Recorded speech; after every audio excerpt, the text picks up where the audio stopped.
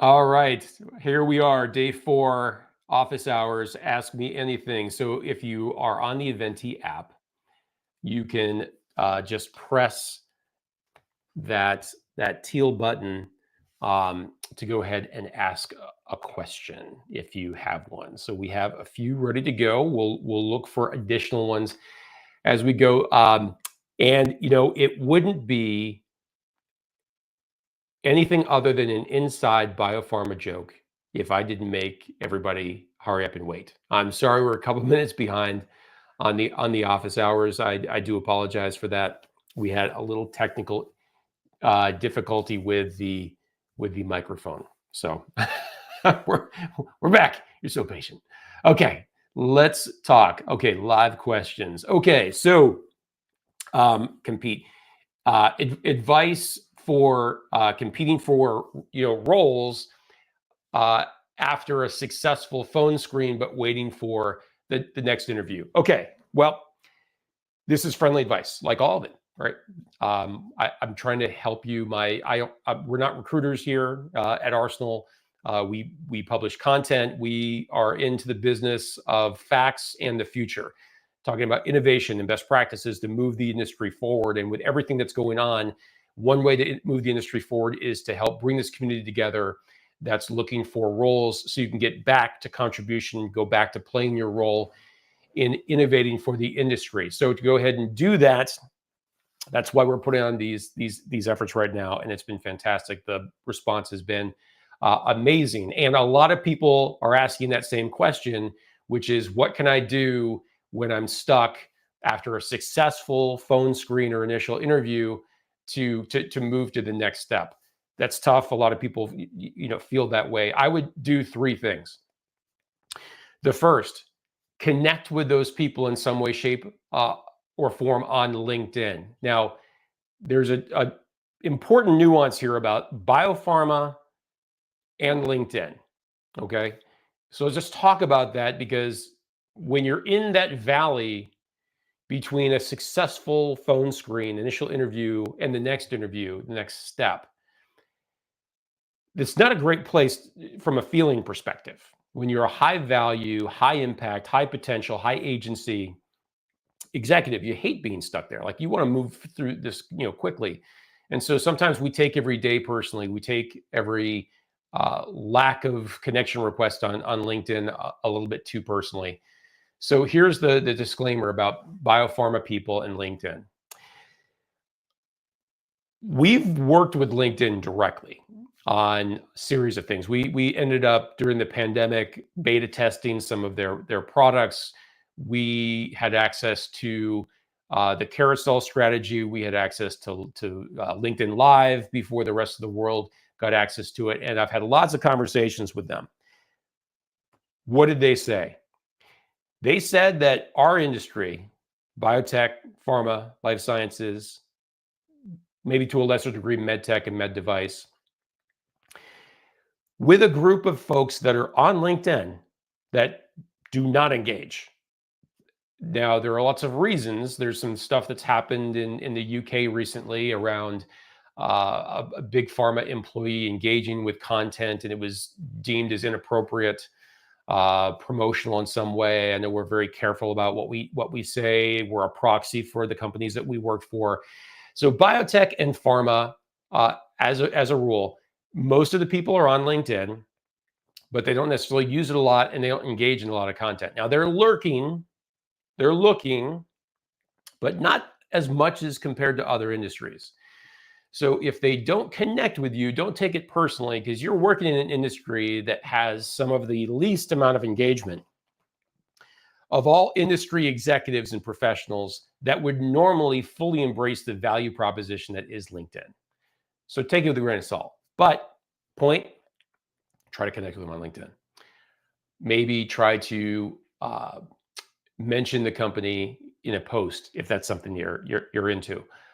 Maybe you want to think about liking some of the company content that's getting put out. Most biopharma companies are pushing out content on LinkedIn. So for you to be seen as liking it, or something very safe as far as an engagement, saying something, that balancing being not being needy, not being promotional in some way. I mean, use Jobs AI. Ask the AI to help you find a compelling post or comment that you go ahead and make. But you're just trying to ping these people from another angle and show engagement and interest beyond the obvious, which is you're probably following up. You've sent an email, follow-up message of some sort, thanking people for being involved. So all those best practices, go ahead and do that.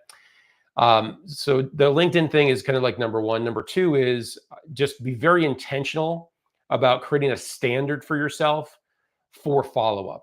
And so if you want to be conditional, you can be. But I think that to manage times of stress and uncertainty, defaulting to your systems and your training is a safeguard. It reduces stress, it gives you power, it gives you energy.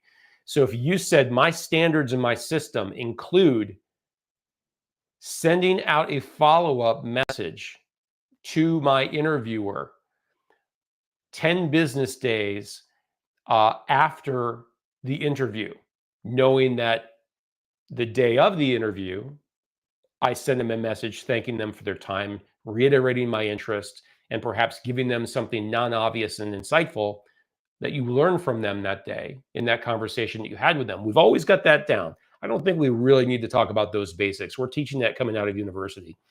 But if you say, hey, my guidance, my standards, my systems say, if I don't hear anything from them, my rule is 10 days. I think that's great. So I would say implement your standards and your rules and your system with that additional follow-up if you don't hear back from them further. You gave your time and treasures to speak with them. They raised their hand in the process to go ahead and talk to you. Ghosting sucks. No one likes it. But guess what? A lot of folks are doing it. So guess I'm not affected by it. I'm running by my standards and my system. I'm hitting them. So that's number two. Number three, get that network moving for you. You should be doing that really the whole time. This is not necessarily sequential, but what I would say the three things that I would do, not in that particular order, is that third piece is the network. You need your network to come alive. You need to be connected with people on LinkedIn or otherwise. If you're on other social media channels and you think that conversation is appropriate on the professional side, knock yourself out. But LinkedIn's safe because it's all professional. It's about professional networking and connecting executives. Well, you're that person. That's the need that you have. So do it. I'd say knock yourself out. Connect with those people on LinkedIn. Use that network. See if there's someone that can help you get a warm introduction or a warm nudge on those folks. I think that's a really good best practice. Okay, next question. Would I change my resume for every job I apply for at the same company? You're going to get logged into their system. And in some of these applicant tracking systems, you can update your profile. In fact, I had not realized I had applied to a biotech company like 10 years ago. They had me in their system. And when I went through a downsizing and found a role and went to apply for it, when I put in my email, it recognized me and it had my old CV in there. And I could delete it and change it out. If that exists when you're going through the application process, and that will become self-evident when you go to apply, to modify your documents, your resume, your application criteria, your information. I would just say, use your best judgment to go ahead and do that. You should have a tailored resume for whatever you're going after. Should they be wildly different where it's almost articulating a different professional? I mean, you can answer that for yourself. You know the answer to that. So think that through. Definitely have things tailored. And the other piece here, I'm going to give you a bonus. We talked early on day one of the 5-day challenge about tools and traps. If you're using a tool like Canva or one of the beautiful resume templates that have the colors and the flowy lines and the columns and the stuff and the stars, like, I have 5 stars of selling skills or marketing skills or clinical skills, whatever, like that's cool. to print out and to share when you're interviewing in real life, person, face to face. That's really good. But for the applicant tracking system, no, don't go ahead and do that. So make sure you're using something very standard in that regard. But that being said, when you're going for that in real life interview, as you likely recall, the interviewer should have a copy of your resume or CV when they're interviewing you. Now, you may supply a physical copy while you're there if that's something that you want to do and they want, and it was be considered a best practice. And I don't think there's anything wrong with tuning it up for the role based on where you've come since you applied, and then you're sitting down with that person. In this environment, there's a lot of exciting things happening with companies.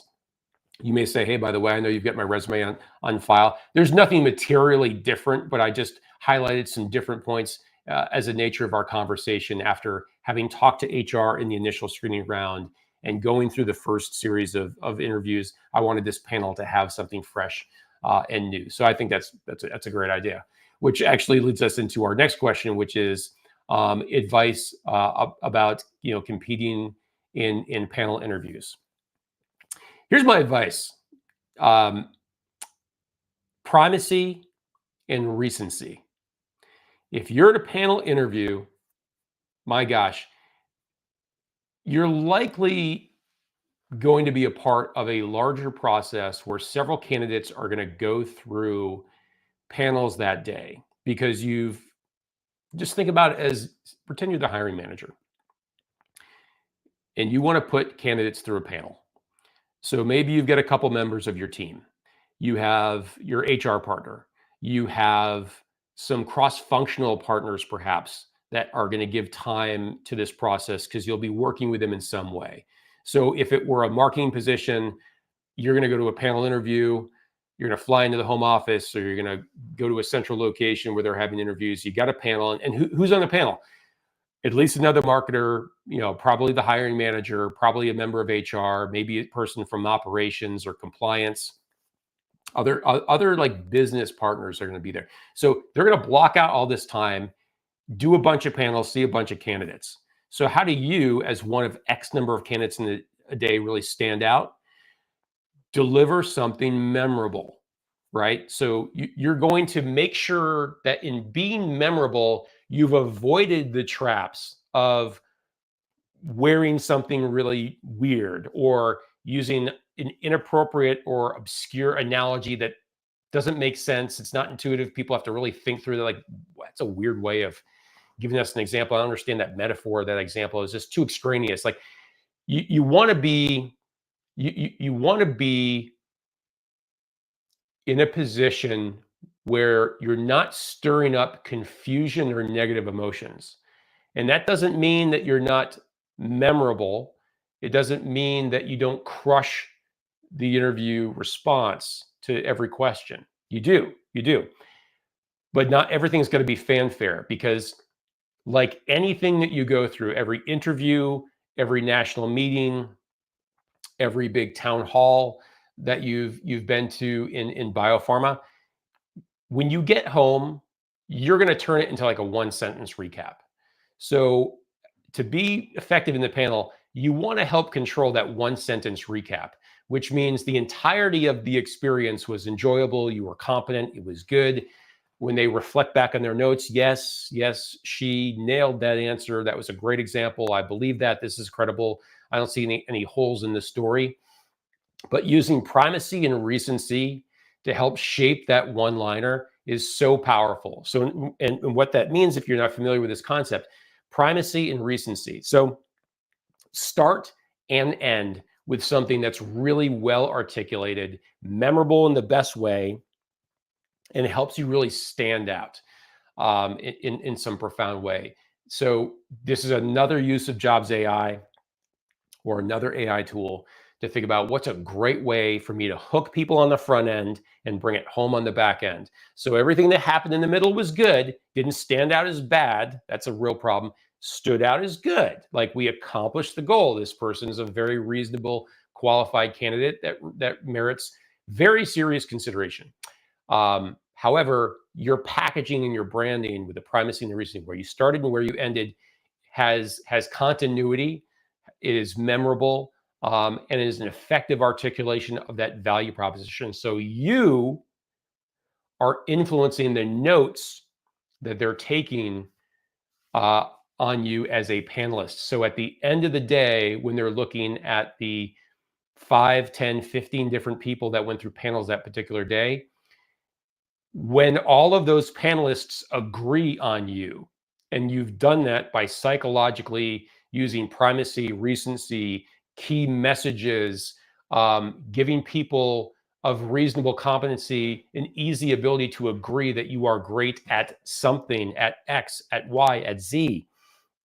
They love that feeling of being validated. They agree with that competency. They agree with that skillfulness. They agree with that fit that you represent. And primacy and recency in your branding will help solidify that. They're all going to have that same note about you as you define yourself as a candidate. That would be my recommendation. Okay. So on that note, I'm not seeing any additional questions, so I want to make the use of everyone's time. So play with Jobs AI some more. Put in your resume. Test things out, test it against some job descriptions of the job you're doing today. Go back, look at how's your resume today applicable to the job that you took previously. If you've got a copy of that job description, you may have that from a performance review or other documentation. Do it with the jobs that you're thinking about right now. Play with this stuff, test it. You're going to be an AI expert on the other side of this. And every time you ask this thing a question, ask it for a follow-up, or ask it to tell you, how should I follow up? How should I continue this conversation with you to explore this further? Because I'm trying to get the best resume writing skill sets possible as I seek out this next job. It will help you do that. And that's going to help make you test out things now that will turn into an amazing plan that we're going to talk about when we bring it all together tomorrow in day 5. So on that note, great job, everybody. Remember, you're the prize. You're the one that's going to create incredible value and do that job. And we're going to put you in the position to go ahead and do that as best we can. All right, everybody. I'll see you soon. Thanks so much for swinging by.